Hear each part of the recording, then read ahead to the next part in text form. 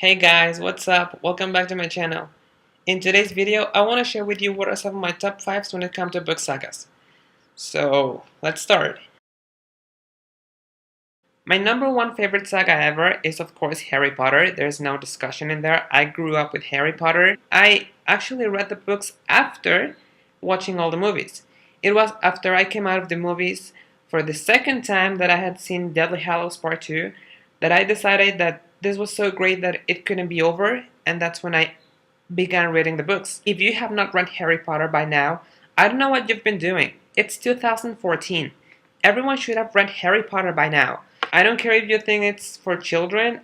It might start for children because the main character is 11 years old, but he grows up gradually through the books and he ends up being a freaking badass 17-year-old wizard. If you don't like Harry Potter, go read them, okay? Because that, my friend, is the problem, okay? Everyone loves Harry Potter, okay? People who do not love Harry Potter is because they have not read Harry Potter. And if you've read Harry Potter and you don't love it, probably you have not discovered all the levels that this story has. My second favorite saga would be Heroes of Olympus by Rick Riordan. Ever since I watched Hercules of Disney when I was like 4 or 5 years old, I think I've been very interested in Greek and Roman mythology and the whole Percy Jackson world that he created. That's just amazing for me. There's this previous saga called PGO, Percy Jackson and the Olympians, but if I have to be honest, I rather Heroes of Olympus. I mean, I love the whole story when Percy starts as a 12-year-old and grows up just like in Harry Potter.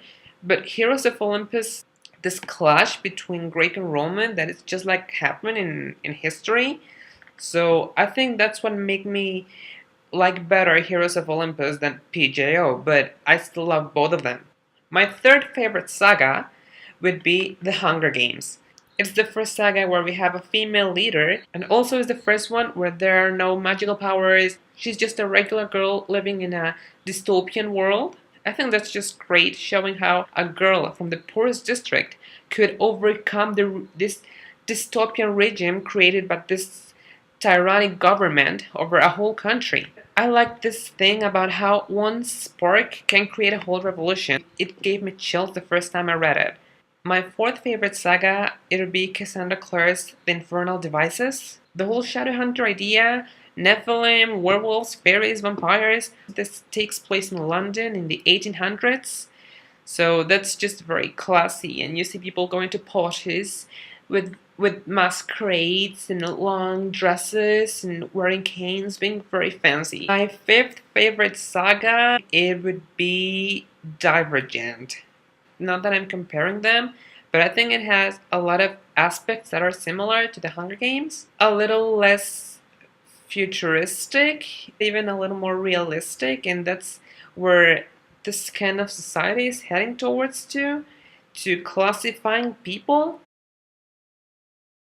My number one favorite individual book, I think it'll be Harry Potter and the Prisoner of Azkaban. Out of the whole Harry Potter story, this is my favorite one because I love the story about the map and James and Sirius and Peter and Remus and Lily. And this is the one that has most of it, that you realize that they actually created the map.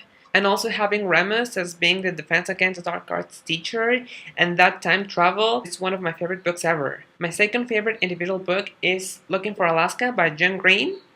I actually read this out of a recommendation. I had no idea what it was about, but I ended up loving it. I like how each chapter is a countdown of something that is going to happen, and it actually happens in right the middle of the book.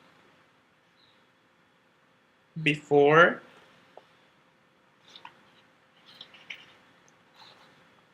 after. It was the one that got to me the most. I don't identify with the story, but it's just the one that I enjoyed reading the most. My third favorite individual book, it'll be Rick Riordan's Mark of Athena.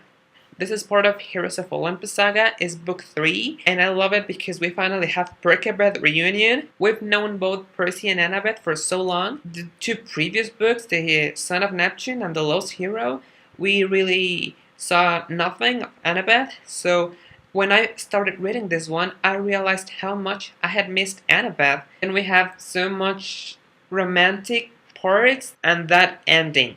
Oh my god, the ending. Holy mother of God. Now my fourth favorite individual book would be A Clash of Kings by George R. Martin.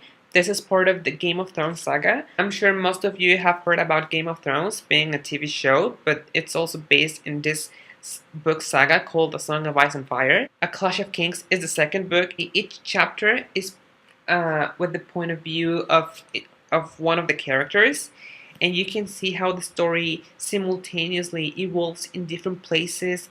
I don't want to spoil those of you who have not read all the books or who have not watched the series, but it's in this book the last time we have a POV of one of my favorite characters before he dies in the next book. For those of you who have read the books and watched the series, I'm sure you know who I'm talking about. Finally, my fifth favorite individual book, it's Anne Rice's Interview with a Vampire. It's the story of a young man that after losing his brother, he was depressed and decided he wanted to be a vampire to deal with this depression that he had. But then he realized that being a vampire, it would also make him live forever without sorrow. He tries to find the meaning of what it is being a vampire, how he can be a good person. He knows that he has to kill people, to drink blood, to be able to live, but still he tries to find a way to have a family and to have a normal life. The story is just very intense and has some touching parts. There's also a movie that came out like 20 years ago. The story's a little changed, but it's a very good movie. It has a great cast. There is Brad Pitt, Tom Cruise, Antonio Banderas, and Kristen Dunst playing the main roles. So it's an amazing cast. My favorite ships. I did this list based on the amount of feels that they've cost me. So my number one ship, it would be Percy from Percy Jackson and the Olympians, and of course Heroes of Olympus. They're just great. How can you not love those two characters being together? They deserve to be with each other. Technically, Percy is cousin to Athena, who's Annabeth's mom. So Percy would be like Annabeth's second uncle or something. But we don't talk about that, okay? Just leave it in there. They're perfect. Stop. Godly heritage doesn't count. My second ship would be Jilly, James Potter and Lily Evans. All you need is love. How at first she hated him, but then she ended up falling in love. If it weren't for them, we wouldn't have Harry Potter, so we have to thank them for that. So the whole story with Severus Snape, I mean, I feel bad for the guy in the end, but I'm glad Lily chose James. My third ship would be Joe Grate from Game of Thrones. I feel so close to you. They met when he was being a spy on the other side of the wall, and he was kidnapped by her and her whole family / tribe. They being together, oh god. It's like this I hate you, I love you kind of thing. When they fall in love and then they fight and they say they hate each other and then they have sex. It's the little hope that we have in the middle of this whole war. I'm okay. Let's move on. My fourth favorite ship, it's of course Malek from the Mortal Instruments. I have a gay ship and I regret nothing because those two are just perfect to each other. Love your curves and all your... In the end of Viria of Lost Souls, I was so depressed that they had broken up. Spoiler alert. Sorry. I mean, the way Magnus in the end opened up to him, that was so great. They had to be together, okay? No questions asked. My fifth favorite ship, and I feel bad for leaving them at the end, is of course Callio from Heroes of Olympus.